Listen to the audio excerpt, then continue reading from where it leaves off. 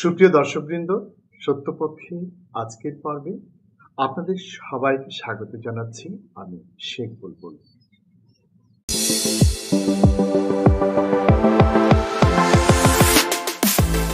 রাজধানীতে আবারও প্রাণ গেল এক ছাত্রের।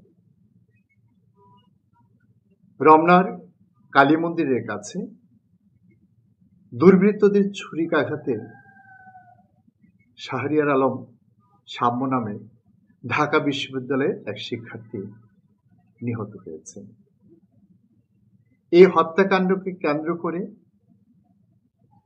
জাতীয়তাবাদী ছাত্রদল একটি অরাজনৈতিক ঘটনাকে রাজনৈতিক রূপ দেওয়ার চেষ্টা করছে।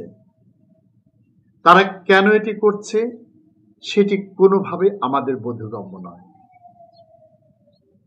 একটি হত্যাকাণ্ড সংঘটিত হয়েছে, বিষয়টি সবার জন্য অত্যন্ত দুঃখজনক। কেবল ছাত্রদল নয়, ঢাকা বিশ্ববিদ্যালয়ের প্রতিটি শিক্ষার্থী এবং প্রত্যেক শিক্ষকের জন্যই এটি দুঃখজনক। এই জন্য প্রকৃত দোষীদেরকে দায়ী না করে বা বিষয়টি যথাযথভাবে উপলব্ধি না করে এটা নিয়ে এ ধরনের রাজনীতি কোনোভাবে গ্রহণযোগ্য হতে পারে না। পরিবর্তিত বাংলাদেশে এ ধরনের নোংরা রাজনীতি রাজনৈতিক পরিবেশকে কেবল দূষিত থেকে আরো দূষিতই করে তুলবে। আমাদের মনে রাখতে হবে, আমরা যে অস্থির সময় পার হয়ে এসেছি সেই ট্রমা থেকে আমরা এখনো বের হতে পারিনি।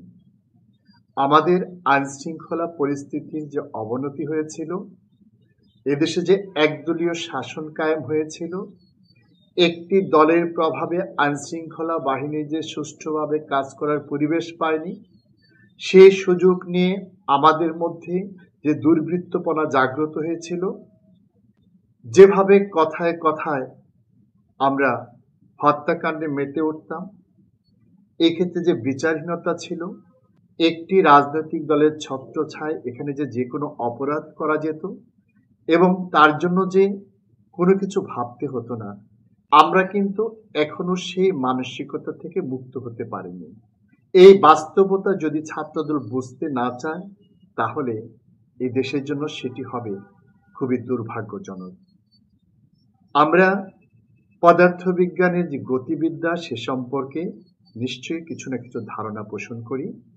যদি একটি চলন্ত গাড়িকে কখনো ব্রেক কষা হয়, তাহলে কিন্তু মানুষের মাথাগুলো সামনের দিকে ঝুঁকে যায়।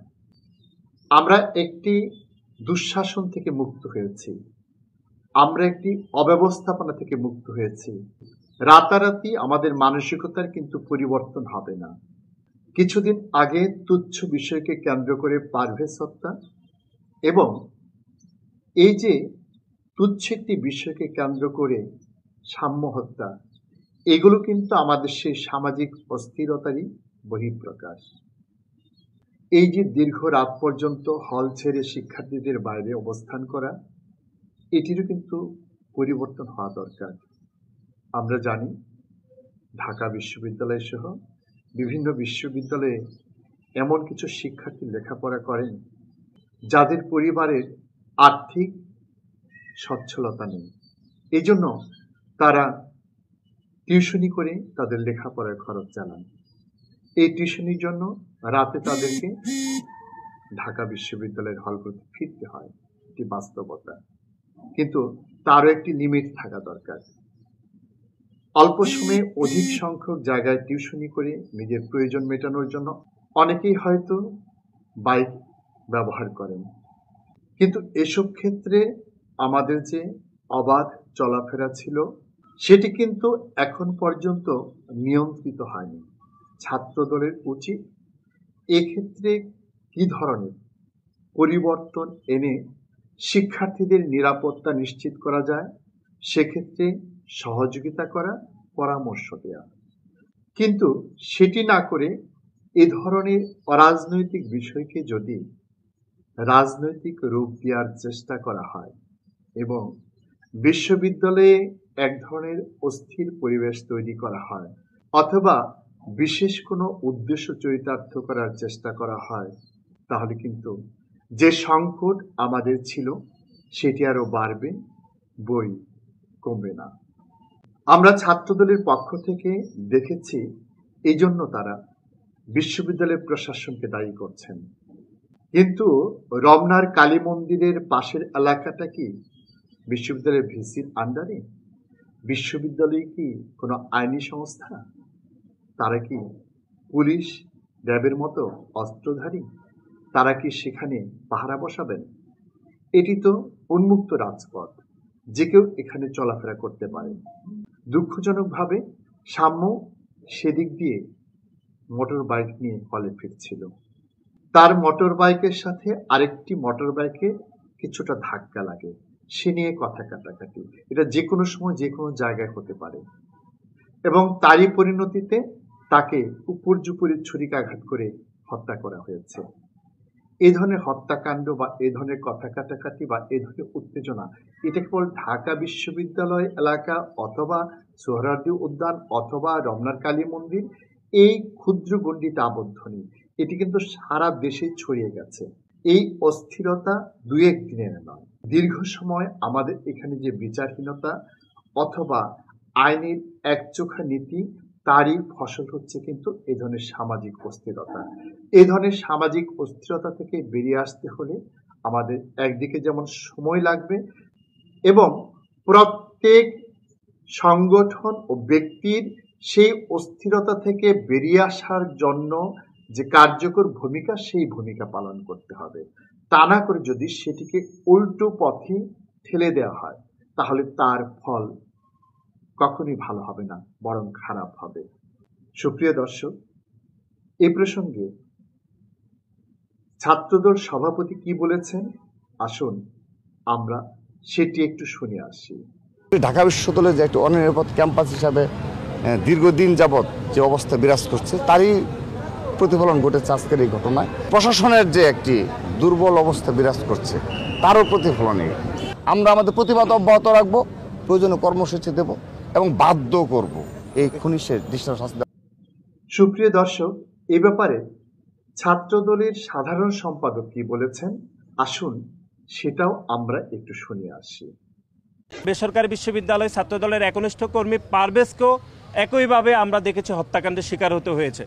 আজকে ঢাকা বিশ্ববিদ্যালয় স্যার এফ রহমান হলের শাহরিয়ার আলম সাম্যকেও ঠিক একইভাবে কুপিয়ে এবং ছুরিকাঘাত করে তাদেরকে হত্যা করা হয়েছে। সুতরাং দুইটি হত্যাকাণ্ডের মোটিভ খুবই কাছাকাছি।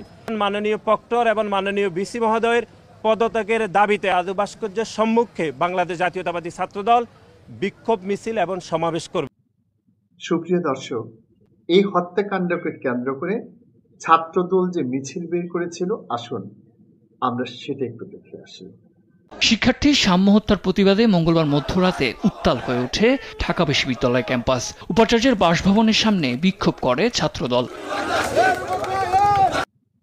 সুপ্রিয় দর্শক, এই হত্যাকাণ্ডকে কেন্দ্র করে ছাত্রদলের পক্ষ থেকে বিশ্ববিদ্যালয়ের প্রশাসনের সাথে কি ধরনের আচরণ করা হয়েছে, আসুন সেটা আমরা একটু দেখে আসি। মেডিকেল কলেজ হাসপাতালে এসে শিক্ষার্থীদের বিক্ষোভের মুখে পড়েন ঢাকা বিশ্ববিদ্যালয়ের উপাচার্য অধ্যাপক নিয়াজ আহমদ। উপাচার্যের সঙ্গে বাকবিতণ্ডার সময় বিক্ষোভকারীরা প্রশ্ন তোলেন, বাংলা একাডেমির সামনে সাম্যকে খুন করার পর খুনিরা কিভাবে পালিয়ে যেতে সক্ষম হলো, এবং প্রক্টোরিয়াল টিম দোয়েল চত্বরে থাকার পরেও কেনই বা তারা খুনিদের ধরতে পারল না। উত্তেজনার মধ্যে অনেক কথা স্পষ্ট শোনা না গেলেও উপাচার্যের আমাকে মার বেটা মার কথাটি পরিষ্কারভাবেই শোনা গেছে, যা সেই সময়কার পরিস্থিতিকে আরো উত্তপ্ত করে তুলেছে। তোমরা যদি মনে করো যে তুমি আর আমি আলাদা পক্ষ, আমি এখানে দাঁড়িয়ে আছি, আমাকে মার বেটা মার। এক পর্যায়ে অবরুদ্ধ উপাচার্য গণমাধ্যমে কথা না বলেই ঢাকা মেডিকেল এলাকা ত্যাগ করেন।